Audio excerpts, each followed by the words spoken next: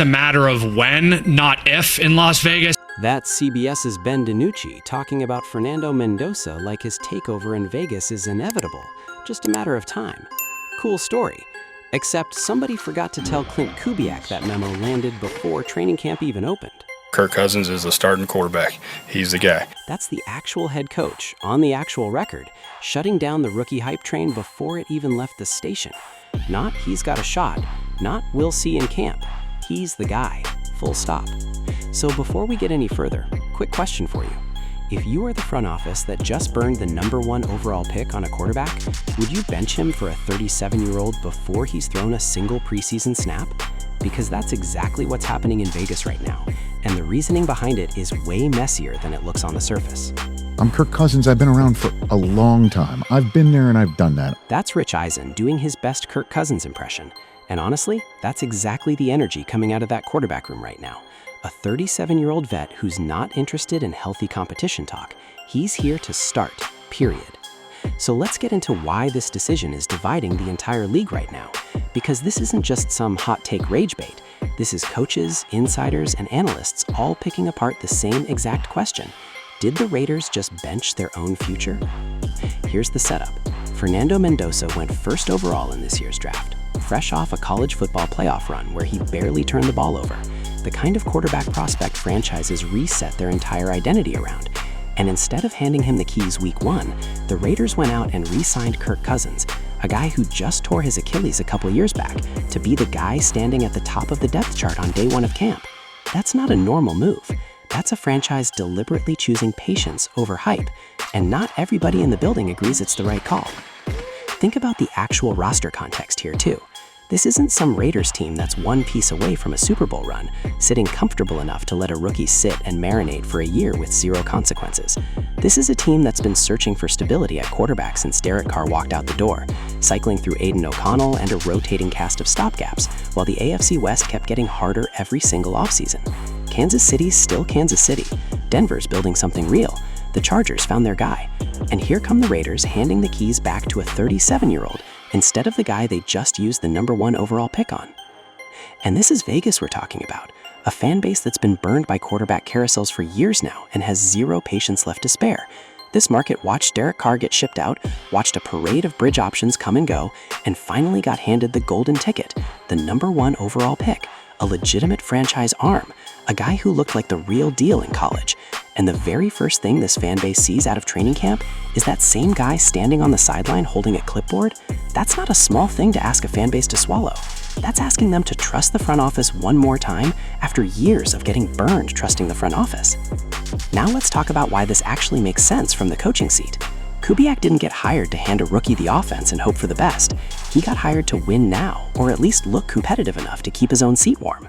You bring Kirk Cousins into a quarterback room like this to be the mentor. That's the official company line, and on paper it makes sense. Bring in a steady vet, let the rookie soak up the offense without the pressure of live bullets flying at him week 1, and flip the switch when he's ready. Except Cousins isn't exactly known for gracefully handing off a starting job. Ask Minnesota, ask Atlanta. This is a guy with a track record of holding on to QB1 a lot longer than fan bases want him to, and there's a real school of thought here that says the Raiders front office knew exactly what they were signing up for when they brought him in, a bridge quarterback who doesn't actually think of himself as a bridge. Look at how both of those previous stops actually ended. Minnesota rode with Cousins through multiple regimes before finally moving in a different direction. Atlanta brought him in on a monster free agent deal and had him benched for Michael Penix before his first season there was even finished.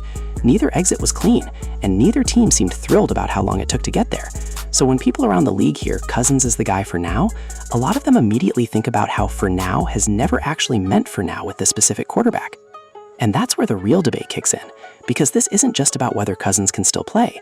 It's about whether the Raiders are protecting a rookie or stalling him.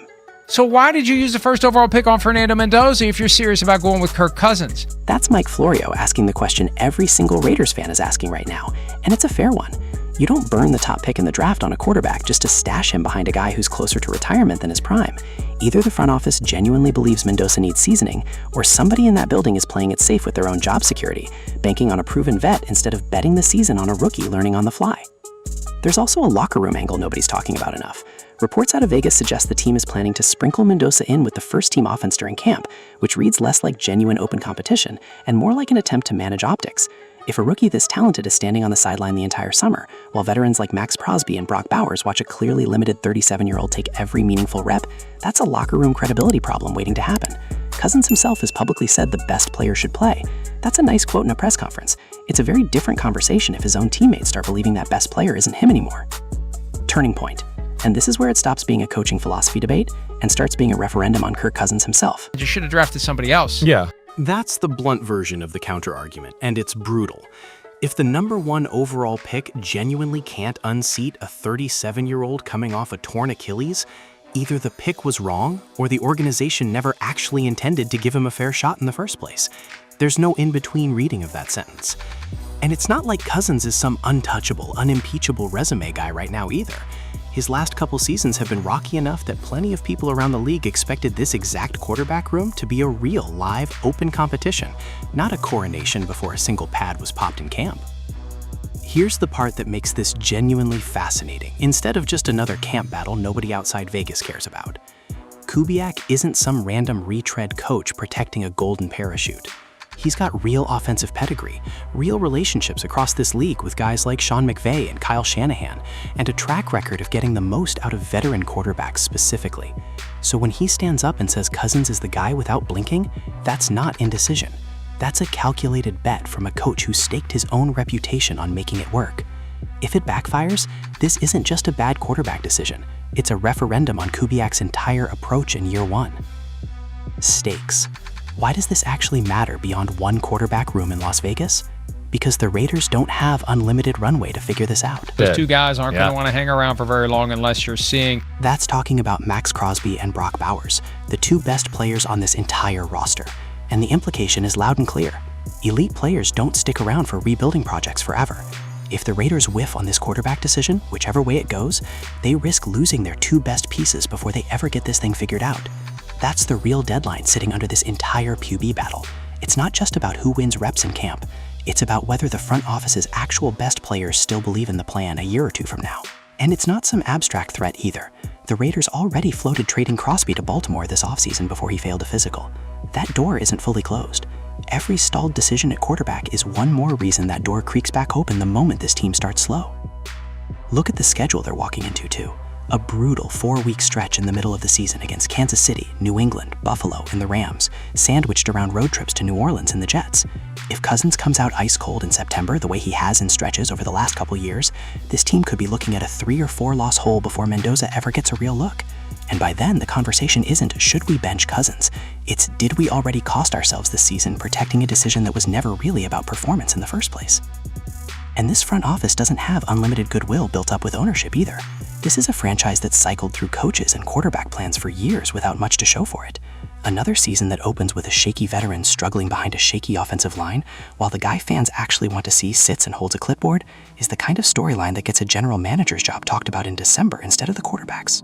Ripple effect. And this quarterback question isn't happening in a vacuum. It's part of a league-wide pattern this training camp, and Vegas isn't even the messiest example. I would expect Jacoby to start in this competition. That's the read on Arizona, where Jacoby Brissett just got a fresh contract over rookie Carson Beck. Almost the exact same setup as Vegas. A veteran gets handed the job while a talented rookie waits in the wings. Minnesota's got Kyler Murray and J.J. McCarthy circling each other. Cleveland's still running back the Deshaun Watson-Shadur Sarah soap opera for another year. Atlanta's rolling with Tua Tagovailoa over an injured Michael Penix. Nearly every quarterback room in this league is running some version of the same experiment right now. Do you trust the vet, or do you trust the kid you just spent draft capital on? Vegas just happens to be the version everybody's arguing about loudest, because the gap between the rookie's hype and the coach's decision is the widest of any of them. Zoom out even further and this becomes a league-wide pattern worth watching all season. Every single one of these camp battles is going to get graded in real time against the Raiders' decision specifically, because Mendoza is the highest profile name sitting on a bench right now.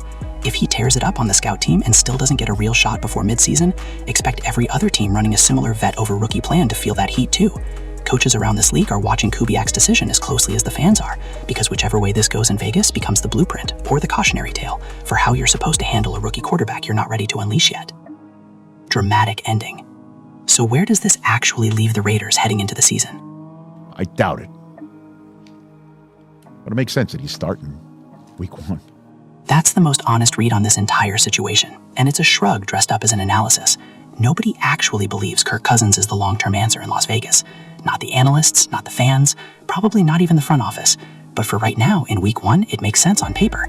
And that's the darkly funny part of this whole story. The Raiders spent the #1 overall pick on a franchise quarterback, handed him a mentor twice his age to learn behind, and everybody in the building already knows how this ends. They're just not saying when. Fernando Mendoza is going to start games for the Raiders. That much isn't actually in question for anybody who watched that college football playoff run. The only real question left is how many losses it takes to get there, and whether Max Crosby and Brock Bowers are still wearing silver and black by the time it happens.